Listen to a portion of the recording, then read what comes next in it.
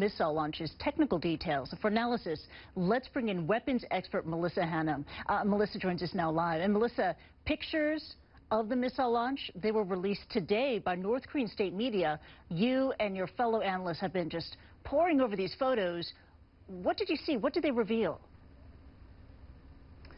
Well, the photos we've received so far are still a little bit grainy, but it looks like what these are probably extended range Scud missiles. So these are relatively reliable missiles, but they have an extra range that typical Scuds that North Korea has used in the past don't have.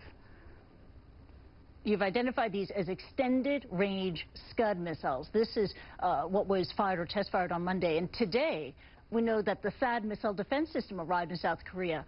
How effective would that system be in the event of another missile test? Well, the radar will be useful in detecting the missiles, and they'll be able to start practicing how they may intercept. The activity that's happening now is interesting for us to study because it's not so much about the technology of the missile. They've tested this kind of Scud-ER before. It's more about how the humans part of the problem are being utilized. So at this point, they're testing the units on how to deploy them in the field. They're actually practicing on what it would be like to have a war. So we're actually learning more about how North Korea would prepare to set up and launch these missiles. The THAAD radar will give them some information about that after the missiles are launched, and they'll also be practicing on how to intercept them. Got it. So it was not just a practice for the technology, but also for the active deployment itself. And given what you know about North Korea's weapons technology, do you think North Korea could outsmart the THAAD system, especially by doing what it tested on Monday, firing multiple rockets at the same time?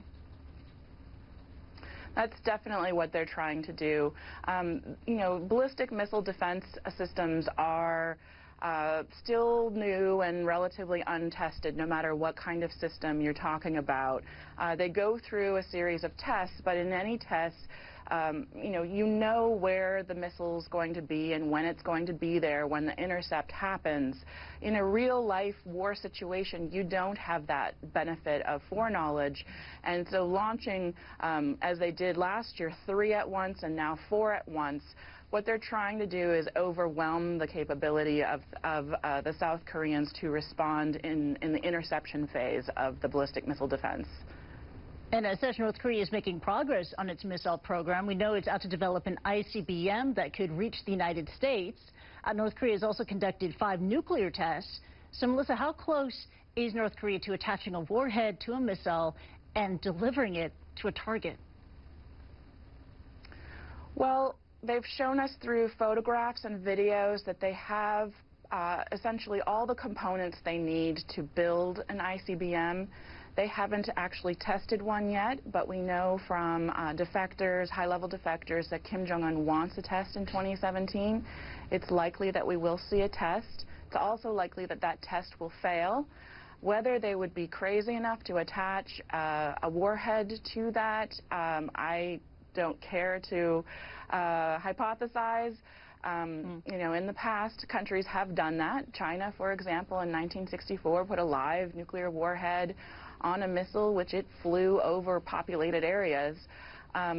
There's no way for those on the outside to know the difference between a test like that and an act of war. North Korea doesn't have the territory that China did, for example. So I hope that they would never do something like that, but there is a fear that that is something they would want to do, especially as the West continues to go to North Korea to prove its capabilities. We're definitely seeing them ramp up in their propaganda, demonstrating. So, for example, when we said, well, they don't have a reentry vehicle, there's no way they could have an ICBM, they started doing reentry simulations and demonstrating them for us as proof. So what I really hope doesn't happen is that we goad them into testing something like that.